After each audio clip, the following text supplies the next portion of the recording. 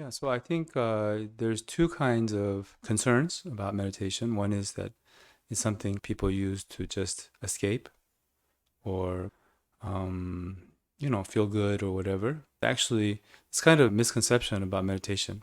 It's like piecing out or feeling good.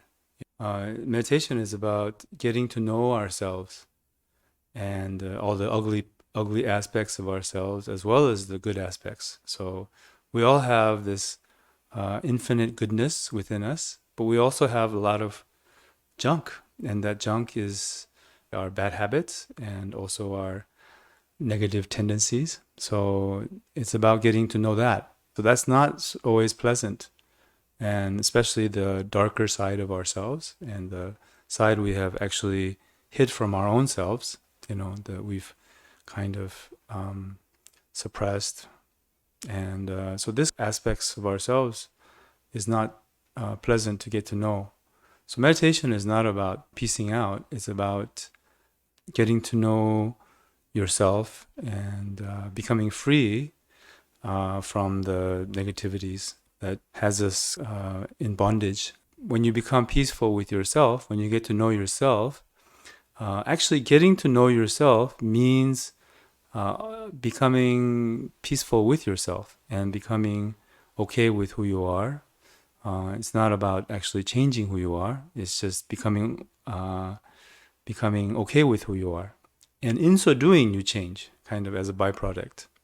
So by being peaceful, then you can act to help others, help society, because you really can't help others and help society if you can't help yourself. So that's why emphasis is put on the mind, your own mind. If you yourself is happy and stable and peaceful, then helping others is very easy, kind of automatic. So we just kind of stress the order. Please help yourself first and then try to help others. Instead of you're a mess and then you're trying to help society or whatever, that's generally not good, not helpful. So, um, but when you can act, when you can help, definitely you have to. And when you have to speak up, you have to. So this, and so that's that kind of danger in meditation, is that you use it as an escape or you use it as some kind of temporary relief from suffering. If you want temporary relief from suffering, probably better to take Xanax or something. I don't know. I've never Xanax or what else, or getting a massages might be better. So we have to be careful of like spiritual bypassing. Some people, they become like Dharma bums because they practice Dharma. They don't get a job. They try to rely on others or society, and with the excuse of practicing Dharma. That's not what Dharma is all about. I mean, if you want to renounce, then you should become a monastic. Otherwise, if you're not a monastic, then you have to, how do you say, take responsibility for your own life. So, I mean, even if you're a monastic, you still have to do that.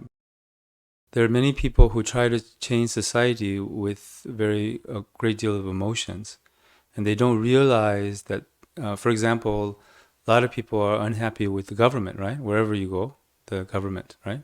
So, yeah, and so they oftentimes they reflect their own anger onto their government or to others, and then what happens is they try to act on and then they think it's because of the government, and they see them as evil or whatever, or not necessarily even government, others. And then what happens is they act and they think and speak and act according to their anger.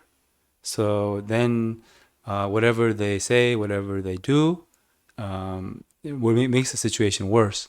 It doesn't help at all. So what I'm saying is you have to have a peaceful and also clear mind, and then you can see the situation more clearly, and you can act more effectively and more kind of healthfully, and also and your action would be more fair instead of like one-sided and antagonistic. So that's what I mean, is that if you don't take care of your mind and act on your emotions and trying to help society, so-called help society, then you won't help society, you won't help yourself. And many people have this kind of good intention or whatever. They think it's what they're doing is righteous or in the name of justice, but they're not being helpful at all. So yeah, we need more level-headed, more objective people. So I mean, we need to see things more objectively, more level-headedly, and then we can really be of some help. That's what I mean. Of course, we should do as much as we can, and we of course will make mistakes, but we should try and definitely do what we can. Do what we can, not go beyond our limits, and do what we can. But our priority should be our spiritual practice, our mental state. That should be our priority, though. So, because everybody someone says that, right? Who was that? Everybody wants to change the world, but nobody looks to change themselves. So, yeah.